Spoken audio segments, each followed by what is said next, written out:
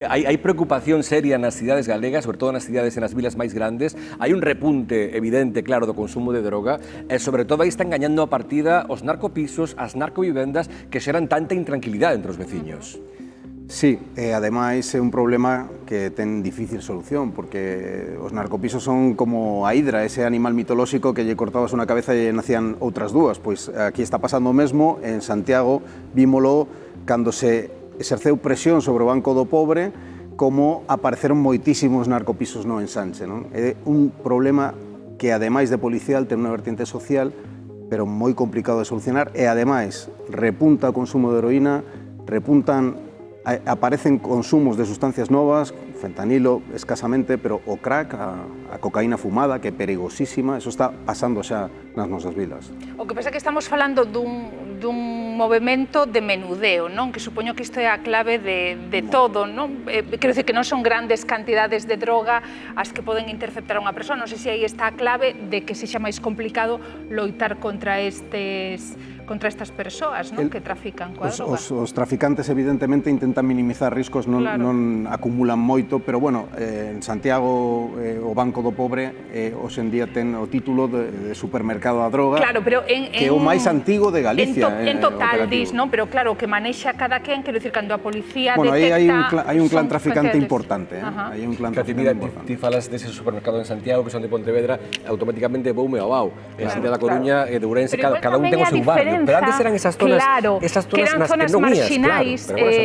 Vamos poñendo entre aspas, pero sí, zonas máis deprimidas nas que se localizaba a droga. E agora estamos asistindo ao fenómeno, non só en Santiago de Compostela, máis cidades, de que isto acontece en barrios nos que vive moita xente que evidentemente se alarma e que teñen que convivir con todo isto. Isto quizás é o fenómeno máis novidoso, non? A parte das grandes cantidades ou de que aumentase o consumo de droga tamén. Iso de atopalo convivindo, pois o mellor con familias, con nenos, con colexios, con parques infantís, é o que alarma. Falamos de Santiago, pero o que vos dicides? Da igual a cidade que vayas, que sempre hai algún veciño que sinala, pois nese edificio hai un auténtico supermercado da droga. E hoxe imos a fixarnos tamén o que está pasando no casco vello de Ourense, porque ali os veciños din que, dende que se incendiou a antiga casa de baños, agora, pois esos politoxicómanos, pois aséntanse na Praza da Trinidade, concretamente nun antigo negocio de peixería. A veciñanza está, dende logo, intranquila. Din que eles non lle gusta que haxa menudeo ao redor das casas, pero tampouco lle gusta a actitude dos politoxicómanos, porque din que son moi agresivos, que un día cólleros un pouco tranquilos, pero ao momento seguinte xa se lle reviran. Este baixo da Praza da Trinidade é o novo presunto punto de compravenda e consumo tamén de drogas en Ourense. O ir e vir de persoas con problemas de adicción é constante e os veciños de comerciantes xa non poden máis. Como é o día a día aquí? Insoportable, continuamente tenemos basura no deseada, además la inseguridad continua, crecieron los robos. Yo llego a veces de noche trabajando, tengo que pedir a mi marido o a mi hija que me estén esperando porque la inseguridad creció una barbaridad.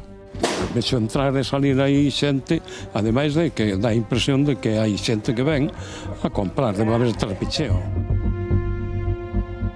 Xusto hai uns momentos acabamos de ver como baixaban dun vehículo dúas persoas, entraban no interior desta vivenda e aos poucos segundos saían cunha mochila aparentemente cargada e tamén cun par de zapatos, unha imaxe que, por desgraza, xa é habitual para os veciños. Hola, vimos a falar dos veciños novos que tedes aí, como os levades? Bueno, como podemos. Y cada vez incrementa más la población en este edificio, Antes eran 2 o 3, ahora si te fijas hasta tienen luz. E a auga tamén teñen. Claro, todos los servicios. Da praza, directamente. Todos los servicios. Falta que vengan y le pongan internet y listo. Y por lo menos con eles non tuveches nada, non? No. Apartades. No, problemas ninguno. Ni quiero tenerlos. Porque antes nese baixo que había? Panadería.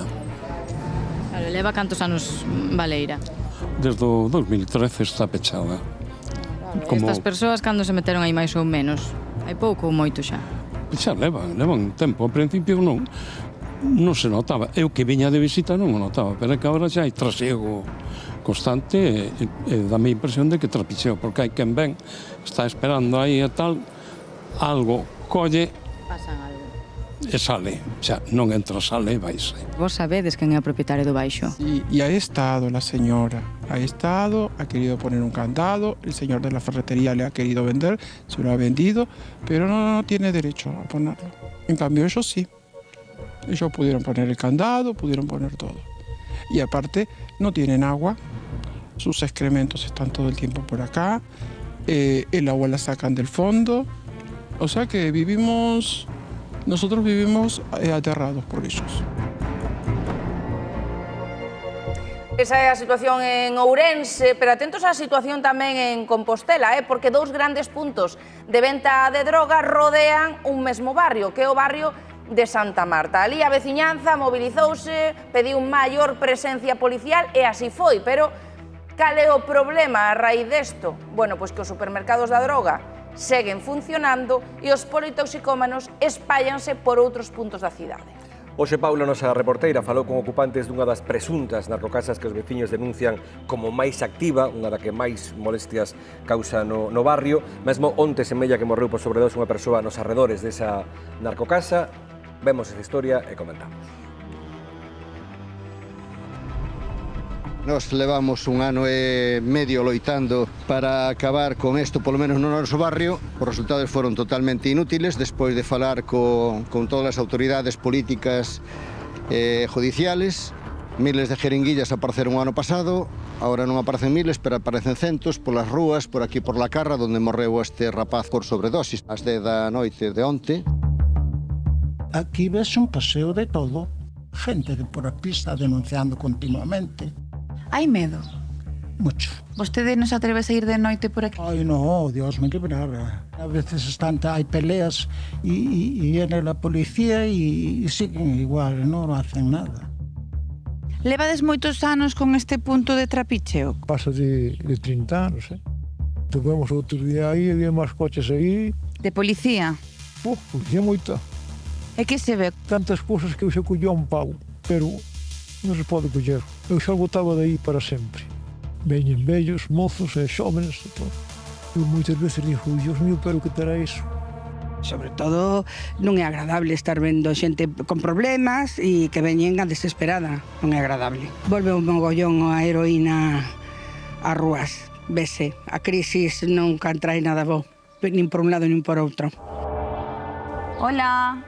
Somos da televisión, queríamos poder falar con alguén, se alguén quere. Comentáronos que faleceu unha persoa, non faleceu aquí ninguén. Non, aparcou un coche aí que estaba dormindo, o chaval aí no coche, aí mismo onde está ese garaje, creo a policía e o chaval estaba dormindo.